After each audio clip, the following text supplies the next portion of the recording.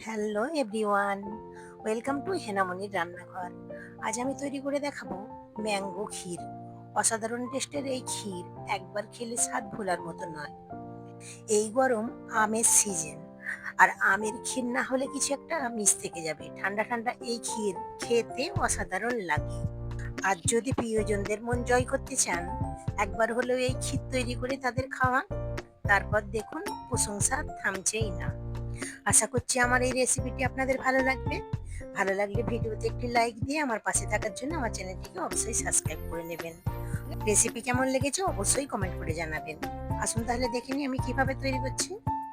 এখানে একটি mixing jar নিয়েছি আর নিয়ে নিচ্ছি 1 কাপ পাকা আম।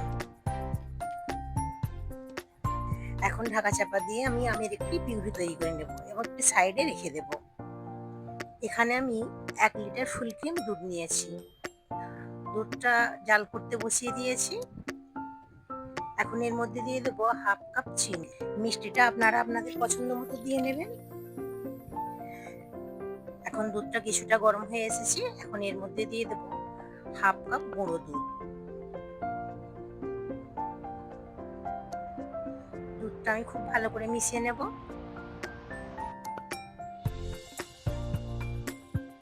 খুব সুন্দর করে মিশিয়ে নিয়েছি। ততক্ষণ দুধটা ফুটতে থাকুক।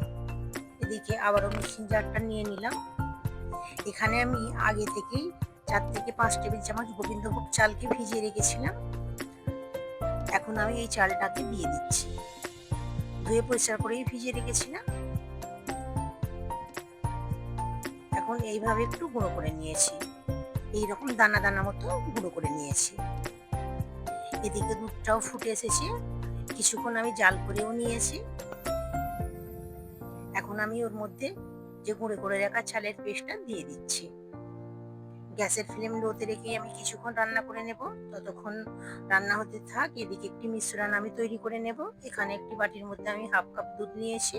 এটা ঠান্ডা দুধ। এর মধ্যে আমি 1 চামচ কাস্টার্ড পাউডার খুব ভালো করে মিশিয়ে নিচ্ছি।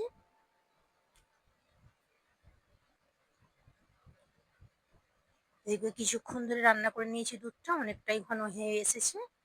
এখন কাস্টার্ড গুলা দুধটা আমি খুব ভালো করে মিশিয়ে নেব। এই অবস্থায় গ্যাসের ফ্লেম একদম লোতে করে দিয়েছি আর অনবরত নাড়তে থাকবো। বেশ কিছুক্ষণ ধরে রান্না করে নিয়েছি। গ্যাসের ফ্লেম লোতে রেখেই আমি 4-5 মিনিট রান্না করে নিয়েছি।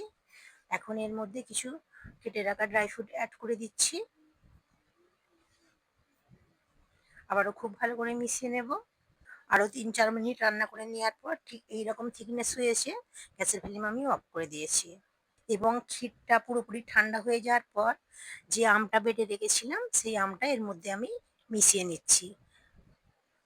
পুরোপুরি ক্ষীরটা ঠান্ডা হয়ে যাওয়ার পরই মেশাতে হবে।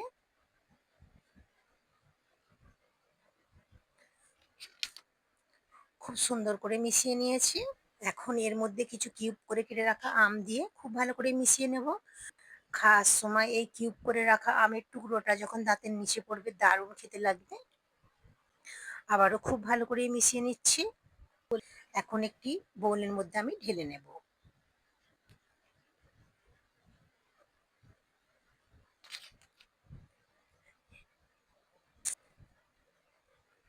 এখন আমি উপর দিয়ে কিছু ড্রাই ফ্রুট এবং আমের টুকরো দিয়ে সাজিয়ে নিয়েছি এবং 2 ঘন্টার জন্য ফ্রিজে রেখে ঠান্ডা করে নেব।